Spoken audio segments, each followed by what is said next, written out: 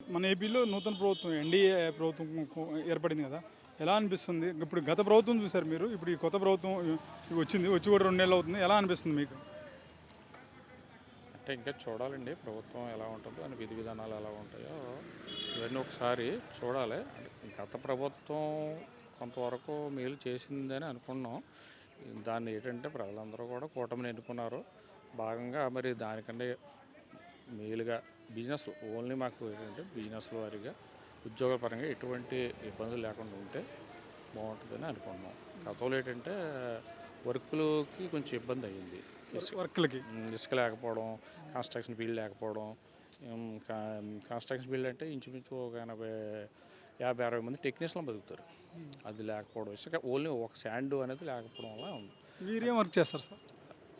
అన్ని వర్క్ ఉంటాయి మాకు ఏంటంటే అన్ని వర్క్లు ఉంటాయి. మేము లేబర్ వర్క్లు అవి చేపిస్తాం. కాంట్రాక్ట్ వర్క్లు, లేబర్ వర్క్లు, బిల్డింగ్ కాంట్రాక్ట్స్ వర్క్లు ఇవన్నీ చేపిస్తాం. 10 మంది బతకాలి కదా ఇందులో. అంటే ఇప్పుడు ఇక రేపు 8వ తారీఖు నుంచి ఫ్రీ అన్నారు, ఇసుక ఫ్రీ అన్నారు. ఇది బాగానే ఉంది. మరి ఎంతవరకు సామాన్యుడికి ఎంతవరకు అందుతుంది?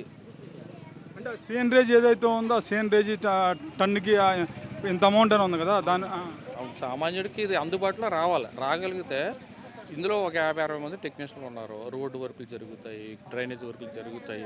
వర్కులకి అప్పుడు ఏ విధమైన అడ్డు ఉండదు. చంద్రబాబు నాయుడు గారు ఇసుక ఇస్తానంటూ చాలా మంచి ప్రయత్నం, చాలా మంచి ఇది సక్సెస్ అవ్వాలని అనుకుంటున్నాం. పవన్ కళ్యాణ్ గారు కూడా వెనకాల అండదండలుగా ఉన్నారు కాబట్టి ఈ 2 జిల్లాల్లో మేము ఆయన్ని కూడా చాలా విశ్వసిస్తున్నాం. ఆయన ఏదో చేస్తారు, కొత్తదనం ఉంటుందని మేము కోరుకుంటున్నాం. ఎలా ఉంది సార్? అంటే పవన్ కళ్యాణ్ అసెంబ్లీ గేటే తాకనివ్వన్నారు, అలాంటిది వాళ్ళు 21 మందితో మొత్తం గెలుచుకొని వెళ్ళాడు అసెంబ్లీలోకి. సార్ అదంతా ఇప్పుడు తాగుతో ఇది కాదండి. ప్రజలు ఆయన నమ్మారు. ముందు ప్రజలు పవన్ కళ్యాణ్ గారు చంద్రబాబు నాయుడు గారిని చూశారు, జగన్ గారిని చూశారు. పవన్ కళ్యాణ్ గారు ఏదో చేస్తారో అని ఒక నమ్మి ఆయనకి ఎంత విజయం 100% అనేది ప్రపంచవ్యాప్తంగా ఎక్కడా లేని రిజల్ట్. అది అంత నమ్మారు అంటే ఆయన కూడా దాన్ని నిలబెట్టుకోవాలి. జనాల్ని మెయిన్ మిడిల్ మాత్రం చూడాలి. హైయర్ ఎక్కలేదు, లోయర్ అంటారా మీరు ఇచ్చే పథకాలు అవి ఉన్నాయి. మిడిల్ని పట్టించుకుంటే ఏ గవర్నమెంట్ అన్నా బాగుంటుంది.